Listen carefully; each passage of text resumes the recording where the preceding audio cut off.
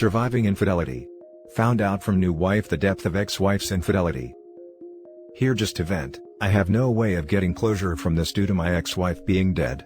My ex and I were high school sweethearts and married 2 years after high school. She was truly my first love. I joined the Navy after high school and I asked, let's call her Lisa, to marry me. I left for boot camp, A school and sub-school, job training for civilians. I would see her whenever I could, she would come out to see me, and it always felt like I was the most important person in the world to her. She had a way of making me feel like I was loved and desired, and I would return the favor in every way I could. For some context, my ex-wife was what the internet would call a BBW, which is my kind of woman. If I knew then what I know now, I wouldn't have married her. Although I loved every inch of her body, she didn't. I'm not making excuses for her bad behavior, I've just had a few years to reflect on what went wrong. She had very low self-esteem, and what I would later find out, any interest from another man would help boost that. Some of you know just how that works. Her personality was what really grabbed me. She had a smile that would light up a room and a laugh that I found intoxicating. Without dragging this out, I was head over heels for this woman. Being in the Navy, I was very aware that the life of Navy wife was hard. You take a woman away from her family and friends, drop them in a town with no one, then you leave for months on end. I attributed the problems we had and the distance that grew between us to that. I decided early on in my enlistment that I would need to get out after just one tour. In my mind, my enlistment was killing my marriage, even though I exceeded expectations under my command. In which my XO and CO pleaded with me to re-enlist. She just had a hold on me and I wanted to make her as happy as she made me. I had a thought in the back of my mind that she may have been unfaithful to me while she was back home and I on the other side of the country. But me being young, dumb and in love, didn't see the clear signs that she was cheating on me. So, I get out of the Navy and come home. I feel so confident that all those thoughts I had and behaviors that were so unlike her would go away, and we would be us again. I couldn't have been farther from the truth. She was so cold to me, leaving the room when her phone would ring, getting off work at 4 p.m. but not getting home till 10 p.m. on a nightly basis. I called during these times and no answer. Weekends with the girls where I knew all the girls but was never invited, even though some of their significant others were supposed to be there. Our intimate life went from anytime anywhere, to nothing. At first, I attributed this to her body image issues, which she gaslighted me into believing was the cause. I allowed this to continue for 3 months. When I called her on her BS, she got angry at me for thinking like that, and told me I had been acting very difficult to her friends and to the life she had built for herself while I was gone. She twisted the whole thing around on me like I was crazy, but in my core, I just knew it had to be something else. I followed my gut this time and left her. We divorced and I moved on with my life. Not willing to allow myself to fall in love like that again, where I couldn't tell up from down, I went on an actual binder. I would smash 2 or 3 women a week, before Tinder and social media. Just meeting women and giving them the D, the old-fashioned way. I had time to make up for because I had been faithful to Lisa our entire relationship. Fast forward 4 years, Lisa died in a car crash and during the funeral and repast, I ran into an old classmate of ours, we'll call her Alice. Lisa had remarried and had a kid, so our relationship was as over as can be. Alice had a crush on me back in high school, and I noticed them yams back then. Neither one of us acted on this attraction due to my relationship with Lisa. A month goes by, and I inbox Alice. I couldn't get her out of my mind so I took my shot. Once I finally got her on the phone, things were weird. I could tell she was into me but I could tell she was holding back. Come to find out Alice was the roommate to Lisa's godsister during our marriage. After a few conversations and a couple of dates, she opened up to me. She only learned that me and Lisa were married though her obituary. She told me that she had no idea we got married because every time she would see Lisa, she was with a different guy. She even told me that she had walked in on Lisa and a few of these guys having intercourse. She didn't think anything of it because they were some of the only friends in their circle that had their own place. Everyone else still lived at home and their apartment became somewhat of a flop house, which is why she felt the need to move out as soon as she could. But due to her not having a good job or even good prospects, lasted longer than she would have liked. Alice asked me if that was the reason for our divorce, and out of sheer embarrassment, I told her yes. I had no idea about how many guys or how long or how deep her infidelity went. She would tell her friends she was going on a cruise or a vacation out of town, and that would be the times she would come see me in whatever duty station I was at. She would return with gifts that I gave her, money and even a couple of cars I had bought her. Alice thought she had a sugar daddy, which was my dumb self, She never questioned it as she just chalked it up to them being young and just enjoying life as independent women. She herself had been dating an older man and felt it wasn't her place to judge. I had to keep up the ruse of me knowing and being over it, but I couldn't help but allow the conversations about Lisa to continue, to the point where I could piece together some of the doubts that I had about Lisa in our relationship that I wish I didn't know. Like how she had been on the phone with me while being in a four-way with the roommate, her boyfriend and a guy Lisa brought by. It was like everything I thought didn't sound right or that didn't make sense at the time was brought to light in the worst-case scenario. She had been cheating on me since we left high school and possibly before, but my heart can't take probing deeper, because I believe I would just uncover more betrayal. I don't want to soil her name due to her untimely demise, but damn. What do I say, who do I speak to, how do I deal with this? I have learned more due to my wife's relationship with Lisa's godsister, and her time as her roommate. They speak about her as being a free spirit and how she worked her low self-esteem and body image issues into A+, somewhat like a legend. I hear these stories and all I feel is rage, hurt, regret and self-loathing, but I got to play it cool. It's been too long for me to come clean to my wife, as I don't want her to feel like I still have feelings for my ex-wife. Which it would definitely look like, because a lot of these stories are new to me and the feelings are fresh because it's often me hearing these things for the first time, and me being blessed or cursed with a good memory, allows me to match those stories up with situations I thought didn't sound right on my end, but I chose to ignore. So here I am on Reddit venting to internet strangers trying to get this off my chest so I can move on with my life. So with that being said, screw you Lisa, I loved you with everything I had and you played me, and to this day has me looking like a fool. So I hope you burn in hell. Now for the top comments. I hope you can come clean with your wife.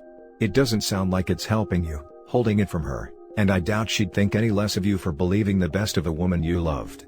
Maybe it could help your healing. Absolutely. These aren't fond memories you have. They are deep emotional trauma. You should let them know that their view of her is 180, and she caused you serious deep trauma. She's not a good person at all. She was as selfish as they come and probably did it to her second husband as well.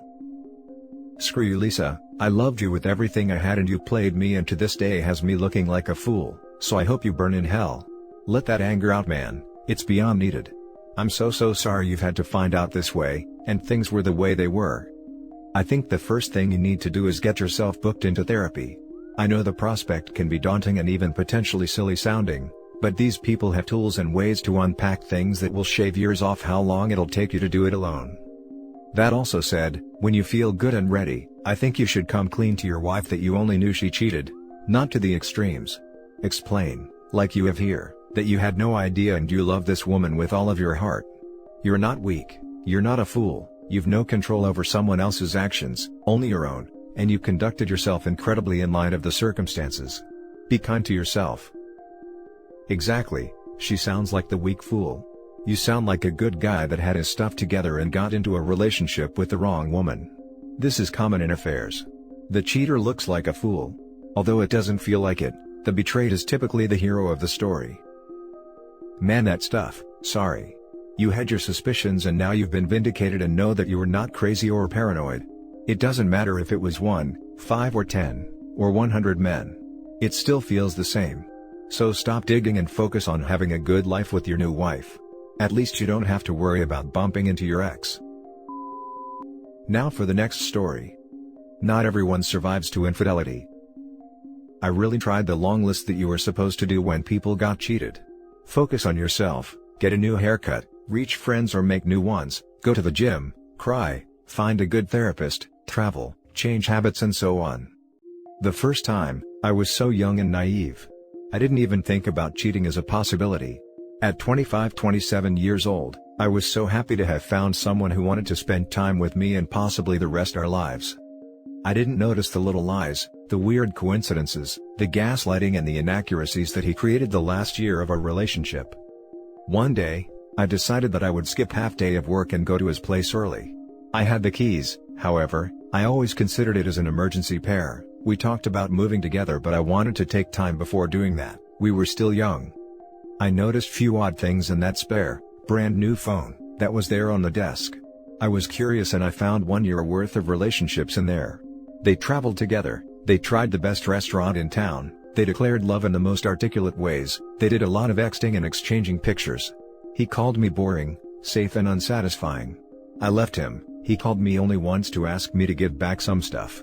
I asked why he didn't left me earlier. He simply told me that it was hard for him to disappoint his parents since they liked me and they would never like someone like her. I was a safe choice for him. In the end they got married and they are still together with 2 kids.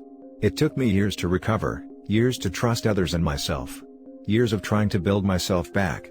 I moved town, I did therapy, I joined a volunteer group and I stayed away from men because I couldn't trust my guts. At 32 years old, I met Carl. We became friends. He told that he was recovering from a messy relationship. It took a full 6 months of knowing each other, to kiss or have our first date. I taught, here I am. Healed and better than before, with hobbies and more self-awareness. We had a good 2 years. We managed to progress slowly and consciously. He told me that he couldn't commit through marriage, but was ready to living together and have a family. I was okay with that. I appreciated how well we could communicate. I received a text message from unknown number. I was more than confused. I simply couldn't believe it. It was impossible, not him. Not us. I did everything right, we were in a good place, that's what I thought. However, it was not the truth. He got his coworker, not even 22 years old, pregnant during their 6 months affair. He bought a house, a project that he hid from me, for her and their kid. He told her that I was not an obstacle for them. I stupidly asked him to fight for us, for me, to choose me over her. Well, he didn't need to think or to reflect, he was so happy that I made the separation easy. He chose her and their baby. I tried my best to overcome all of the new traumas. I really did, but I failed somehow. I saw them recently, the baby was beautiful, he waved me like he was an old friend and she gave me a cold stare. I let myself go. I am fat, ugly and barely awake. I spent hundreds of weekends under my duvet, sleeping or watching crap. I am not career driven, I don't care about anything. I am in therapy, however nothing seems to shake me or help me. An old friend that I saw for 2 dates, told me this weekend that he was in the process to forgive his ex and try again with her. I was suddenly aware that my ex has never even tried to ask me to do something like that. I was just an inconvenience of their lives. A temporary girlfriend, a placeholder that can keep them busy until a younger, accomplished and beautiful woman will take my place effortless. Not everyone survives to infidelity. Now for the top advice. Your life has nothing to do with them. Let me tell you a story. I have an uncle. When he was 22, he walked on his girlfriend with his best friend. He was weak and could not take it. He went into depression. After 2 to 3 years, he joined college again. There he met another woman, who was a gorgeous lady. They dated for a couple of years. He then found out, she was cheating on him since day one. Well, he was devastated to say the least. But this time, he did not give up. He took control of his life. He is a short man and previously it made him insecure. But then, he did what he wanted. He started planting flowers. He is great at that. He never dated a girl for next few years.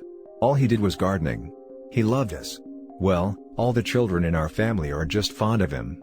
He is just the funniest man. Whenever he used to get hurt, he used to laugh and say, "My heart have been broken twice, this is just a prick." He then met my aunt, 10 years after the second heartbreak. They are married, our cousins are beautiful. My aunt is the one of the kindest women we have ever came across. We often say that both of them can make even a dead man laugh. They both are funny, and happy. They even crack jokes when they argue. The point is your life is not defined by others. Take control of your life. Sure, you can't trust others, but you need to trust yourself. Look at yourself in the mirror and say, "Hey beautiful. I am there with you." As my track record and poor social abilities, it is best to not trust myself. Dating doesn't have any appeal to me after this. I am grieving losing the kids or family I never had. You sound really hard on yourself. You've been through a lot and need to heal. Loving yourself doesn't come overnight, but you are having a negative outlook on everything, which is understandable. Are you in therapy to help with all this trauma? Depression and PTSD are very possible after what you've been dealt. I am in therapy for quite a long time. It helps to be function enough to keep a job and be able to function. I am truly sorry that another innocent soul has been tarnished by liars and hypocrites. It is truly stuff like these that gets me trust issues of my own. The only advice I can offer you is that you have to love yourself. There is really no specific deadline for one to heal. As you have also mentioned, some may not heal at all. But, please try. Don't end it all just because of those toxic people that you have come to know. As for the cheaters, Don't ask why, just say bye. Some people don't need a reason to cheat. Focus on the little things in life. The plants, the wind, or watch a few comedy shows. Connect with your family members and trustworthy friends. Meditate or do some prayers. Please find something that will motivate you. All the best, my friend. The last story is titled, I, 22 female, found out that my dad, 45 male, had a lot of photos of my best friend, 21 female, on his laptop. My mom, 43 female, kicked him out of the house, and now my siblings, 10 male and 8 female, hate me. This friend and I have been friends since we were 16 and 17 years old. She was always like another member of the family. My parents used to treat her like another child, and we would never have expected something like that.